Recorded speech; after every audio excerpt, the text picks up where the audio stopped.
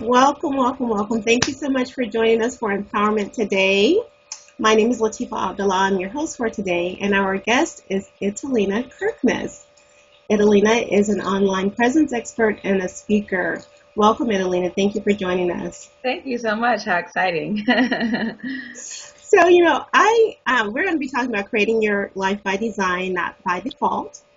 And I know that you have your Juris Doctorate. You're an attorney, but that's actually not what you do. And so I wanted to kind of find out, after all that hard work, you did something different and created something different for yourself.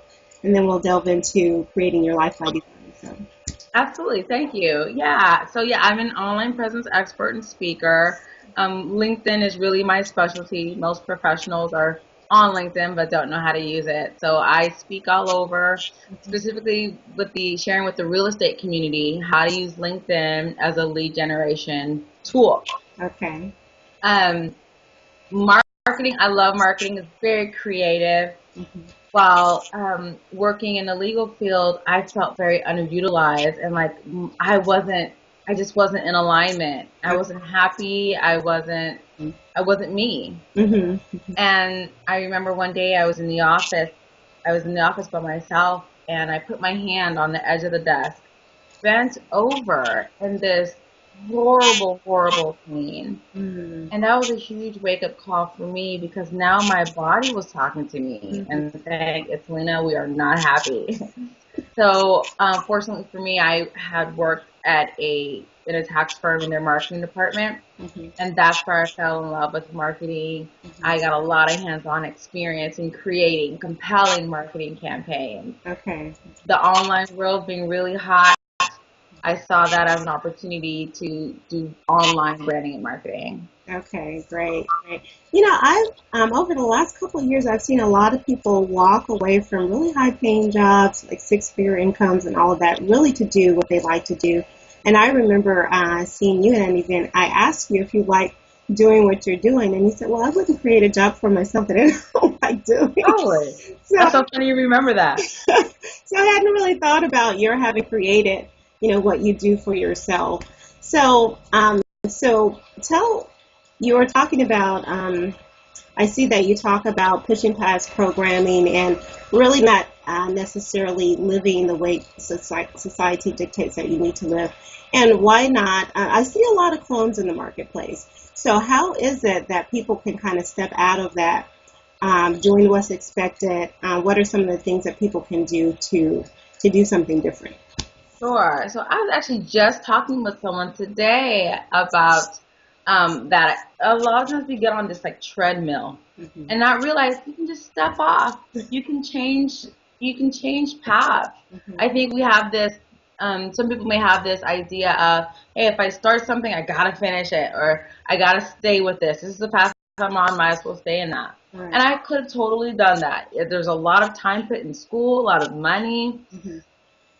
And a switch, it takes a lot of courage to explain it to your family, your friends. They expect you to be one thing, and you turn out to decide, oh, I'm going to go completely different direction. But we have to give ourselves permission that. When we give ourselves permission to do that, then I think we set examples and allow others who are thinking about making a transition to go ahead and do it. Yeah, definitely. So what do you think? I think sometimes when you're a trailblazer, sometimes people are actually waiting for you to put your foot in the water, to get out on the water. And, I've heard people say that really, well, you do it first. Or, Yeah. But, I think, like you said, it takes courage. And so sometimes you may not have a lot of support, because you're kind of going against the grain. I think that in our educational systems, it seems as though we're kind of trained to be like employees or consumers. And so if you go against that, you're kind of like not following everybody else. And so it is going to take some type of courage. So what do you do if, you're not going to necessarily have the support? You talked about explaining it to family. But yeah, you still have to have a go ahead, an inside go ahead, even if no one else agrees. So absolutely. What do you say about that? Absolutely. So there's that fear, right? There's going to be fear, and it's inevitable. And there's a lot of talk about, getting rid of fear. And that's a lot of hard work. I think it's okay to be afraid. What I've done, and what I want to pass on, is just so huge what I'm about to say. Mm-hmm. Act in the face of fear. Mm. You're afraid, just do it anyway. Right. Even if you're afraid, like really, it's not going to be the end of the world. Yeah. And I just want to share a story just to give a really clear visual of this. Mm-hmm. I was at an event. This woman stood up. She was in the audience like myself, and she spoke. And I thought, oh my God, this is a powerful, incredible woman. I gotta meet her. Mm-hmm. So on the next break, I'm trying to make my way over to her, but there's people stopping me and people talking to her, and I'm trying to get to her. And just as I'm about to get to her, she sees me, but then they let us know that the break is over. So she looks at me, and I'm like, oh, she's going to think I'm so weird. Like, she's going to wonder, why am I bugging her? So I go back to my seat and wait for the next break to try again. Mm-hmm. So I go, and I'm thinking, and I'm like, at the next break, I'm thinking she's going to think, oh, why is this girl bothering me? Finally make my way over to her. We talk. Guess what happens? We totally hit it off. We love our conversation. It was great. We made a great connection. Yeah. So much so that I said to her, you know what? I'm going to be very transparent and share something with you. I was really reluctant to come over and talk to you. I was intimidated and all that. I told her what I went through. And she goes, that is so funny. Because as I saw you approaching me, I thought, why does this incredible, bright woman want to come talk to me? Wow. So if I had been paralyzed by fear, I would have never experienced that. We would have never made that connection. And honestly, that experience, I always go back to that experience. Anytime I try to do anything else and I'm afraid to kind of jump in, I just think back to that and go, Italina, it could turn out great. Go for it anyway. Yeah, definitely. That's interesting. That fear can be a huge thing, and but I agree that if you take action, I believe that fear has to bow. So yeah, it is what it is. So you talked about societal norms. You talk about pushing past adversity, and you talk about rewriting your story. What are some of from your viewpoint? What are some of the societal norms? Okay, so one big societal norm that we hit on already is once you start something, you're like expected to finish. Okay. And sure, of course, I don't believe in being a quitter and just starting all these random things and never completing anything. Absolutely not. But I do think you need to check in with yourself. Mm-hmm. In my situation, I literally had physical pain that I just could no longer ignore. Mm-hmm. So, yes, be responsible. Do your due diligence before you start something. Mm-hmm. But it's perfectly okay if it's just not working out, especially if your body is talking to you. I've talked to tons of women who have said they've had some kind of physical manifestation of this is not in alignment. Right. So I think it's completely okay to go ahead and switch gears. Okay. So that's one societal norm. Mm-hmm. I think another societal norm is this idea that you're supposed to get a job after you're done with school. Right. That's not for everyone. And right. We absolutely, while there are some people who love clocking in and sitting at their desk all day, we need those people. There'd be no one in the offices that we'd walk into. We need those people, absolutely. But if you're the type, you have a great idea, you have a great niche, or you have a special way of delivering something, go for it. Because we definitely need business owners. And business owners, in fact, are the ones who I believe are really helping this economy. Yeah, I agree. And you talked about pushing past programming. What are some of the things? Does that tie in with societal norms or the programming? Is that like things that we've learned maybe from a child coming up, or just tell me about when you say pushing past programming? What is it? Okay. So programming meaning our own programming. So societal norms, that's out there in the world, what people put on us or what people have, ideas that we kind of may take in. But programming is our own programming. Okay. So what we are believing for ourselves and that run our behavior. Mm-hmm. So, for example, just to give an example, there's this bug. I learned about this. There's this bug that's out in the desert, And what it does is it carries its food, but then to keep it safe, it'll bury it. So what it'll do, it'll find a hole. Mm-hmm. So it'll put its food down, go into that hole to make sure it's safe Mm-hmm.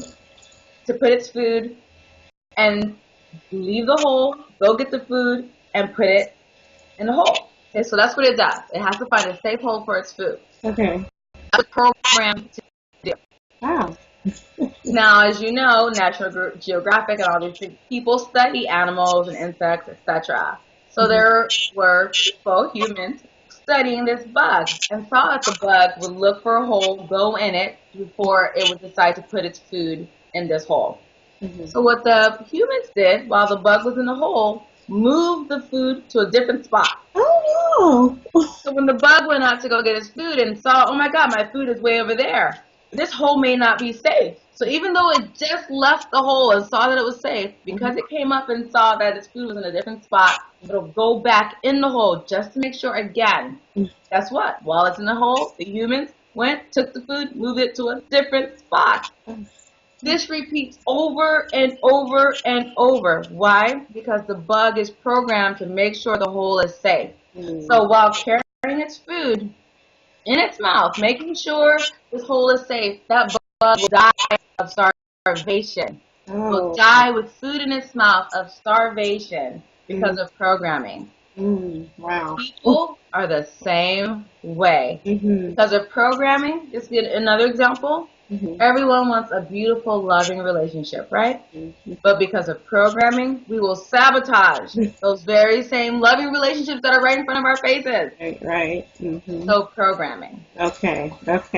Wow, that was a mouthful. I don't know about those humans, you know. Like, leave my stuff alone, will you please? But yeah, that's a great example. And you were talking about rewriting your story. So if you face some adversity, and I think sometimes there are like a lot of excuses. To me, you can keep with that excuse or you can do something different. But tell me, when you talk about rewriting your story, what is it that you want to say about that? Sure, absolutely. Okay, so I like to take the first obvious example. I was on that legal track. I was in law school, graduated from law school, had great career opportunities in the legal field, and decided to go a completely different direction. I rewrote my story. There are people who could have said, oh my God, that's too risky. You're going to leave a perfectly fine job.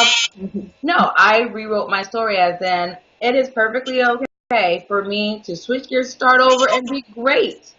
I can be happy and make money and make a huge contribution to my community.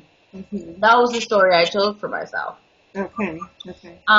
Backing up even further than that, a lot of people who know me know I play tennis. I'm a big tennis player. That's the first thing I ever was. I competed all over the world, represented the United States and Europe, scholarship to college, all that. Tennis was my world.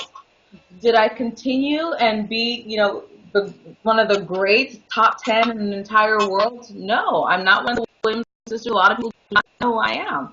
But that was okay. I rewrote my story and pursuing a career, being a businesswoman, and making a difference in that way. Okay. I think we have any opportunity to rewrite our story and just write it whatever way we want.